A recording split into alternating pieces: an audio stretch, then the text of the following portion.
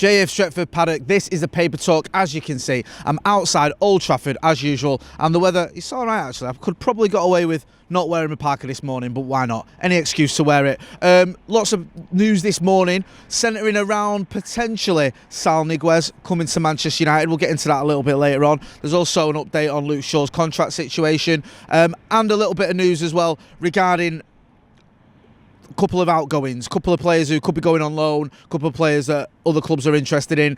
Obviously, Pogba is going to be one of those players, as you know. But first of all, there's a story this morning that was doing the rounds over the weekend about Erling Haaland. Erling Haaland commenting on Jadon Sancho coming to Manchester United, I should say.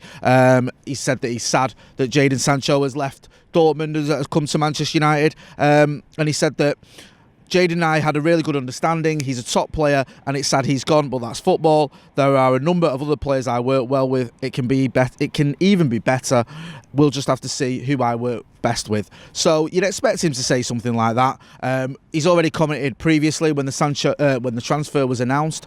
He posted on Instagram, "Good luck on your next journey, bro. We had some good times together. Can't wait to see you shine." So those two obviously have a good relationship. You know, they get on well. They obviously did very well at Dortmund, scoring loads of goals. Sancho helping Haaland get goals and vice versa, if we're being honest. They lifted the German Cup as well last season. So they had a decent time of it. And the update with this isn't just the fact that Erling Haaland has sort of mentioned or spoken about Jadon Sancho. There's the idea that maybe Manchester United could actually go in for Erling Haaland next season, because next season he's got a £65 million release clause in his contract. Then that kicks in the next summer 2022.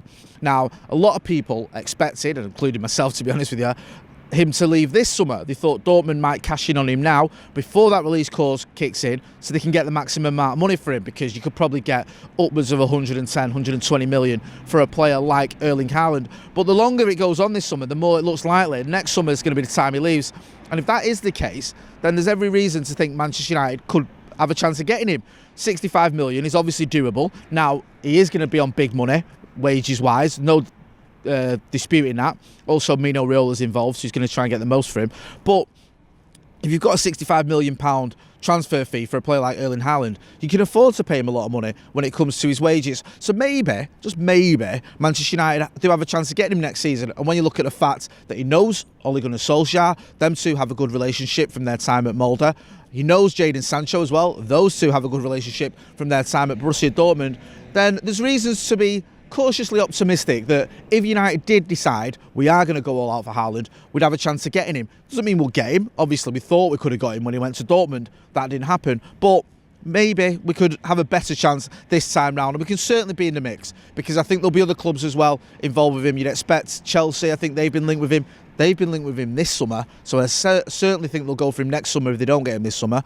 Other clubs could pop up, the likes of Real Madrid, maybe Barcelona or someone like that. We know they've all had financial troubles in Spain, but next season, next summer, who knows where we'll stand, who knows where clubs will be at, having had potentially a full season of fans in the grounds as well. Maybe things will be different, the financial climate will be different. Much of it will depend, obviously, where Erling Haaland wants to go, because he'll have pretty much his pick, won't he, of some of Europe's leading clubs. But Manchester United could be in the mix for that, so we'll have to wait and see what happens with that one. Now, I mentioned Pogba. Maurizio Pochettino kind of mentioned him but didn't last night.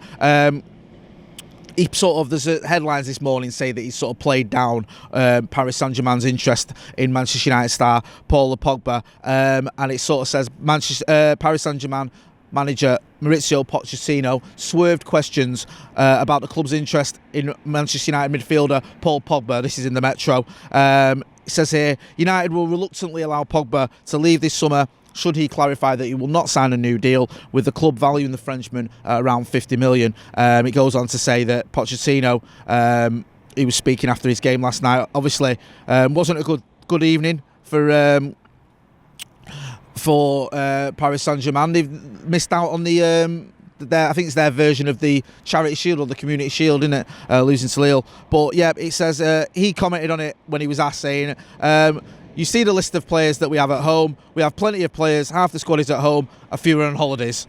I think the performance was good. I am happy, and I don't want to talk about the names of players that are in other clubs. So it's almost like a non-comment, really, isn't it? He's not really saying much about that at all. The reason that Paul Pogba is being sort of touted with a £50 million move is the fact that he can leave at the end of the season for nothing. His contract runs out then, he'll be able to leave. And also, even more sort of worrying from a Manchester United point of view, in January I think he'll be able to sign a pre-contract agreement, which means that, he could be sort of halfway out the door. United get nothing for him. Obviously we paid £89 million for him. We let him go for nothing first time round, paying £89 million for him, letting him go for nothing again. It would be pretty embarrassing from a Manchester United point of view. And also, it's not ideal having a midfielder that's on his way out when you can get 50 million quid, which isn't massive amounts for a player like Paul Pogba, but when you're considering he's only got a year left on his deal, it's not too shabby, and that could free you up to make signings this summer, or make a signing this summer, potentially Atletico Madrid's Saul Niguez. The story's doing the rounds this morning about him again. I think this emanated from the Mirror, and there's reports in Spain as well. And it says that Manchester United are in pole position to sign Atletico Madrid's Saul Niguez this summer.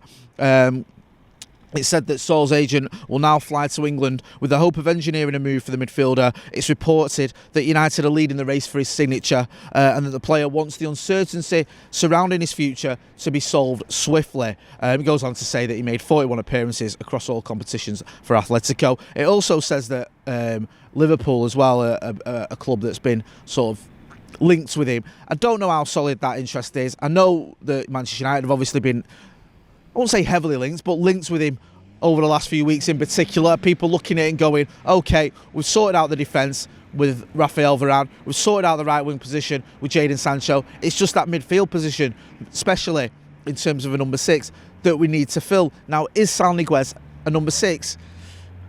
I'm not so sure. I mean, people say he can play there, he's a bit of an 8. Yes, he can probably fit in a role there, and I certainly wouldn't be moaning if we got him. Is he the right person to come in and fill in that role, though? Because the logical thinking here would be we change our formation slightly and go with a 4-3-3. Saul Niguez sort of fits into that midfield alongside the likes of Paul Pogba if he stays, and Bruno Fernandes, maybe Donny van der Beek can play in there as well. We'll have to wait and see. But another player that has been sort of linked with us as well, a similar-ish ilk, probably more of a DM than Saul Niguez, is Ruben Neves from Wolves. There's a lot of rumours and a few reports coming out that Manchester United could be in for him this summer as well. We'll keep you posted on that one. Both of these signings, to me at the minute, and I'm not ITK at all, I'm just going off what I've been reading, seem slightly unlikely. I don't expect either of them to happen, but you never know. There had been a sort of few months ago where you just said you didn't expect Rafael Varane to happen. So we'll keep you posted as always on Stretford Paddock and let you know if Ruben Neves or Saul Niguez. Of the two, Saul Niguez is probably slightly more likely, but we'll see what happens with either of those. A couple of other bits and bobs as well to get through. There's reports here that Norwich City are in pole position to sign Brandon Williams on loan. He's been linked with them for a loan. Makes a lot of sense. Going to Norwich, decent club, obviously in the Premier League, having been promoted. He was linked with Southampton, but it seems that they're not too keen on him anymore, so he can go to Norwich. Yeah, makes sense all round. Also, other reports that Donny van der Beek has no plans to leave. I think it was Adam Crafton in The Athletic that had this one. There's been rumours that he could be going this summer. Doesn't look like that's going to happen.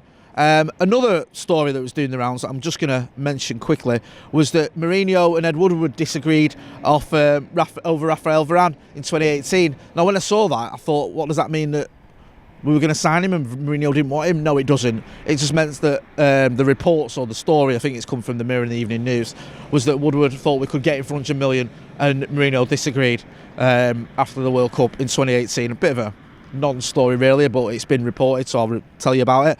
And just finally, the last story I'm going to talk about is Luke Shaw's been offered a new contract.